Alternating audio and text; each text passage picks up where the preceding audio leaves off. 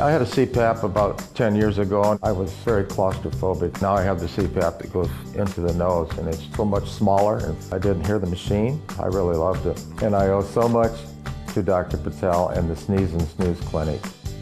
My latest book, CPAP is Sexy, teaches you the health benefits of sleep apnea treatment. The CPAP masks do not have to be big, bulky, uncomfortable. Read the book. I'm confident it will put you to sleep.